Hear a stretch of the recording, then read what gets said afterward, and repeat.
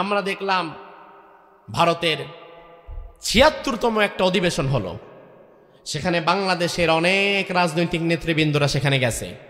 বাংলাদেশ উপদেষ্টা পরিষদে একজন আছে আসিফ নজরুল, নাম শুনছেন? এই লোকটাও সেখানে গেছে, কিন্তু এই ছবিগুলো প্রকাশ করে না। আমার দেশ সাংবাদিক ইলিয়াস এই ছবিগুলো তারা প্রকাশ করেছে। তারা ভারতের দাওয়াতে যায়। আসিফ নজরুল স্যারেরা গতকাল রাত্রেও ভারতের দাওয়াতে গিয়েছে, একসাথে খাওয়া দাওয়া করেছে, ছবি তুলে ফেসবুকে ছাড়ে নাই। কারণ তারা জানে বাংলাদেশের মানুষ এই মুহূর্তে ভারতের সাথে ভারত প্রেমে আবদ্ধ যারা, বাংলাদেশের মানুষ তাদেরকে তালাক দিয়ে দেয়। সে যেই হোক না কেন, এই ডরে তারা ছবি প্রকাশ করে না। তবে বাংলাদেশের দায়িত্বে বসে তলে তলে ভারতের পা ধোয়া পানি খাবা, ভারতের নম নম করবা, ওই দিন শেষ হয়ে গেছে। এই বাংলাদেশের মানুষ আর কোনো দিন ইনশাআল্লাহ তাআলা এক আল্লাহ ছাড়া দুনিয়ার কোনো পরাশক্তির কাছে আর মাথা নোয়াবে না। এক আল্লাহ ছাড়া দুনিয়ার কাউকে আর আমরা পরোয়া করবে না, ঠিক কিনা? এখন আওয়াজ উঠেছে 2024-এর 5 আগস্টের পরে নতুন সুর উঠেছে। কি সুর? সব জায়গায় সুর উঠেছে, আমরা সংস্কার চাই। কি চাই? কি চাই? সংস্কার চাই। সংস্কার চাইতে চাইতে চাইতে চাইতে ছাত্রদের বিপ্লব হলো, বিপ্লবে স্বৈরাচার পালালো। এরপরে মাশাআল্লাহ অন্তর্বর্তীকালীন সরকার গঠন হলো।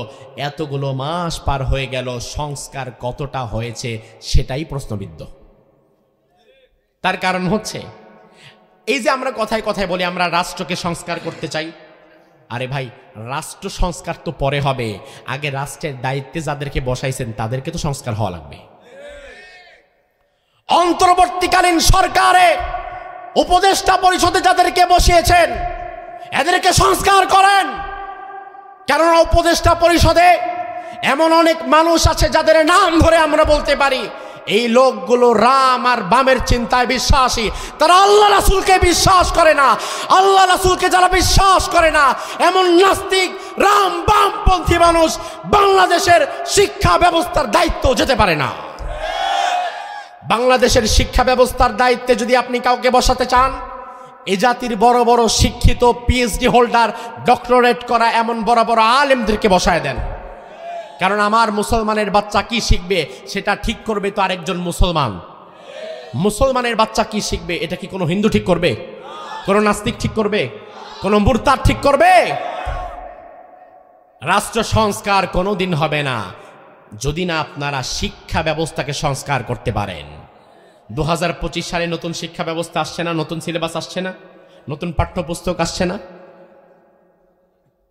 এই নতুন পাঠ্যপুস্তকে আপনাদের উচিত ছিল আলেমদেরকে শিক্ষা বোর্ডে রাখা, যে বলা যে হুজুর আসলে আমরা তো ধর্মের সকল বিষয়গুলো খুব ভালো বুঝি না, আমাদের পুরা পাঠ্যপুস্তকটা একবার চেক করেন তো, দেখেন কোনো জায়গায় কি ধর্মের সাথে সাংঘর্ষিক এমন কোনো বিষয় আছে কিনা, যদি থাকে আমাদেরকে বলবেন, আমরা বিনয়ের সাথে সেটা কেটে ঠিক করে নিব, ব্যাস কোনো সমস্যা হতো না।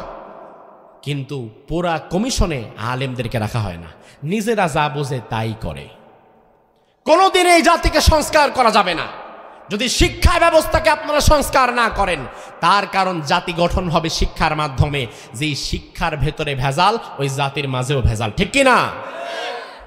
এরপরে আপনারা উপদেষ্টা পরিষদে যাদেরকে বসিয়েছেন তাদেরকে পরিপূর্ণভাবে এক আল্লাহতে বিশ্বাসী হতে হবে এবং ভারতকে পরোয়া করে না এমন সাহসী ইমানদার ব্যক্তিদেরকে বসাতে হবে।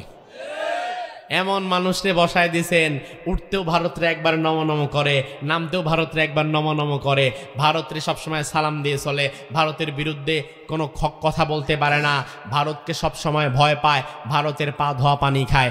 এমন লোক যদি আপনি দায়িত্বে বসান, বাংলাদেশ তো আবারও দিল্লির গোলামে পরিণত হবে। তবে আমরা তো আর কারো গোলামি করতে চাই না, আমরা এক আল্লাহর গোলাম হতে চাই, ঠিক কিনা? আমার ভাইরা, এই জন্য আপনারা লক্ষ্য করবেন বিগত দিনে বাংলাদেশ যারা পরিচালনা করেছে, শিক্ষা ব্যবস্থার দায়িত্বে যাদেরকে বসানো হয়েছে, শিক্ষা ব্যবস্থার দায়িত্ব নেওয়ার পরে এরা এত বেশি খেয়ানত করেছে, এক সময় আমরা যখন ছোটবেলায় পড়েছি, আপনারা বয়স্ক যারা আপনারা যখন পড়েছেন, আমাদের বাংলা বইগুলোতে ক্লাস ভিত্তিক আকারে 4 খলিফার জীবনী পাওয়া যেত, ওমর ফারুকের ঘটনা পাওয়া যেত। সব বাদ, 4 খলিফার জীবনী নাই, আবু বকরের জীবনী নাই, ওমরের জীবনী নাই, ওসমানের জীবনী নাই, আলীর ঘটনা নাই। রাসূলুল্লাহর ছোটবেলার কিছু সুন্দর সুন্দর ঘটনা ছিল, ওগুলাও বাদ দেয়া হয়েছে। কবি ফররুক আহমদের লিখা কবিতা ছিল, সেটাও বাদ দেয়া হয়েছে। কবি জসিমউদ্দিনের লিখা কবিতা ছিল, সেটাও বাদ দেয়া হয়েছে। কাজী নজরুলের কবিতাগুলোকে কেটে ছেটে বাদ দেওয়া হয়েছে। বিগত দিনের লাস্ট 2-3 বছরের সিলেবাস দেখলে আপনি নিজেই অবাক হয়ে যাবেন। আপনি প্রশ্ন করবেন, আল্লাহ, এটা মুসলমান দেশের পাঠ্যপুস্তক কিভাবে হয়? পুরা বইটা খুঁজলে কোনো একজন ডানপন্থী ভালো মানুষের লেখা পাবেন না। সমস্ত ভালো মানুষগুলোর লেখা কবিতা, গদ্য পদ্যগুলো বাদ দিয়ে ওইখানে ঢুকায় দেয়া হয়েছিল জাফর ইকবাল আর শামসুর রহমানদের মতো নাস্তিকদের লেখা কবিতা। শুধু তাই নয়, গত 2 বছর আগে আমরা জোরালো প্রতিবাদ করলাম। 2 বছর আগে আমরা দেখলাম পাঠ্যপুস্তকের মধ্যে এমন এক থিওরি ঢুকায় দেওয়া হয়েছে যেখানে লেখা ছিল মানুষের আদি পুরুষ আদম না, মানুষের আদি পুরুষ হচ্ছে, জানেন আপনারা, বান্দর। আপনার সন্তানের হাতে যে পাঠ্যপুস্তক উঠেছিল, ওই পাঠ্যপুস্তকে লেখা ছিল মানুষের আদি পুরুষ নাকি বান্দর। অথচ কোরআন বলে আদি পুরুষ বানর না, আদি পুরুষকে আদম আলাইহিস সালাম। গোটা শিক্ষা ব্যবস্থাকে একদিনে তো কোরআন বাদ দেওয়া যায় না, একদিনে তো হাদিস বাদ দেওয়া যায় না। একদিনে বাদ দিতে গেলে তো গোটা দেশ তোলপাড় হয়ে যাবে। কিন্তু যারা ক্ষমতায় বসে শিক্ষা ব্যবস্থাকে কাটছাঁট করে ইসলামের প্রত্যেকটা বিষয়কে যারা বাদ দিতে চায়, আমরা বুঝে নিতে পারি তাদের মতলব খারাপ। তার কারণ সব বাদ দিয়ে তারা শিক্ষা ব্যবস্থার মধ্যে নাস্তিক্যবাদকে প্রবেশ করিয়ে এক পর্যায়ে গোটা জাতিকে ধর্মহীন আর নাস্তিক বানাতে চায়, যেন নিজের বাপরে জাতির বাপ বলে সারা জীবন চালায় দেওয়া যায়।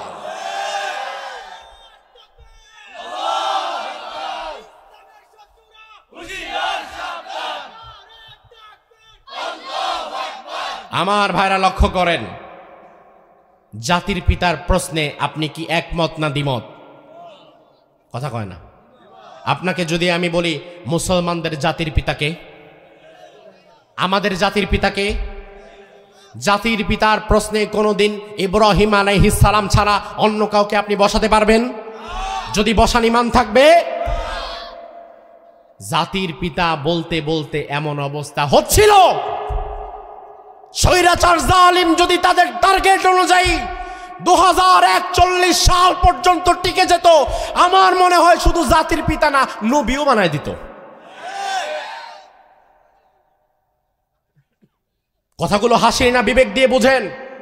শিক্ষা ব্যবস্থার উপরে আঘাত আসলে কেন আমরা সবচেয়ে বেশি প্রতিবাদ করি?